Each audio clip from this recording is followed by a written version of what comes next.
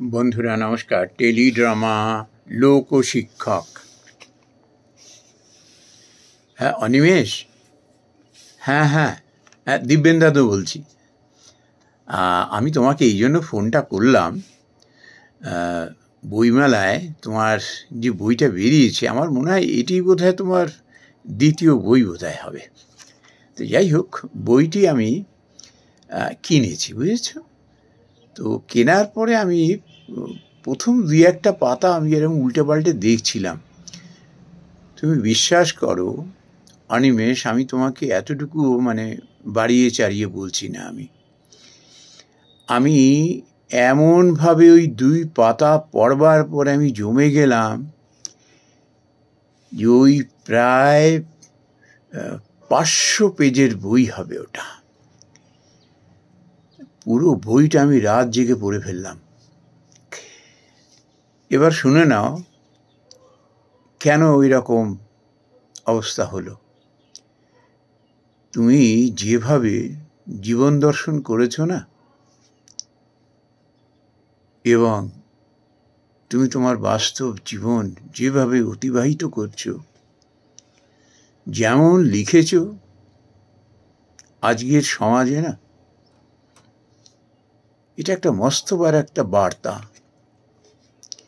এই যে সমাজের ভাঙন, মানুষের অবমূল্যায়ন, চারিদিকে হাহাকার, যেমন তুমি এগুলো উল্লেখ করেছো তেমনই তুমি দিশা দেখিয়েছ। তুমি সারা রাত আমি ঘুমোতে পারিনি, এমন চিন্তা মাথার মধ্যে তুমি ঢুকিয়ে দিয়েছ। আমার মনে হয় দেশের না তাবর তাবর সমস্ত চিন্তাবিদ ব্যক্তিরা, সেই ইন্ডাস্ট্রিয়ালিস্টের থেকে শুরু করে প্রফেশনালসরা এইটা নিয়ে চিন্তা করবে। কেবল যে সমস্যার কথা বলেছ তা নয়, তুমি যে উপায়ের কথা বলেছ, আমি জানি না তুমি যে এত যোগ্য এবং গুণী মানুষ। আমি জানি তুমি সমাজ এবং মানুষের মঙ্গলের জন্য অনেক কাজ করছো, অনেক কাজ করছো, এ বিষয়ে কোনো সন্দেহ নেই। এবং এই জন্যই তোমার লেখা আর কি এত বলিষ্ঠ হয়েছে। লেখার মধ্যে চিন্তার খোরাক এই জন্য এত রয়েছে তোমার, সার্থক তোমার। আমার মনে হয় তুমি বোধহয় এটা দ্বিতীয় নম্বর তোমার বই। তুমি লেখো না আমি জানি, তুমি লেখক হতেও চাওনি সেও আমি জানি। তুমি তোমার বিবেকের তাগিদে এটি করো সেও আমি বুঝতে পারি। সে লেখার ধরন দেখে বুঝতে পারি, তোমার সঙ্গে মিশে আমি বুঝতে পারি। আর যদি এটি না করতে আমার মনে হয় এই দেশের মানুষ বোধহয় জেগে উঠবে না। এরকম লেখা যদি না আসে তাদের কাছে, এই বার্তা যদি তাদের কাছে না পৌঁছায়। তুমি একটা বই থেকেই না সারা, যদি পৃথিবীতে এই বইটা বিভিন্ন ভাষায় ছড়ায় না, তাদের কাছে তুমি খুব স্মরণীয় হয়ে যাবে। এই একটা বইয়ের জন্য তুমি বিখ্যাত হয়ে যাবে গো। অসাধারণ বই, অসাধারণ। ওরে বাবা রে বাবা, আমি বিশ্বাস করো এখন আমি ঘোরের মধ্যে রয়েছি। কত মানুষ তো দেখছি আজকাল বই লিখছে, অমুক করছে তমুক করছে, তার লেখার সঙ্গে চরিত্রের কোনো মিল নেই।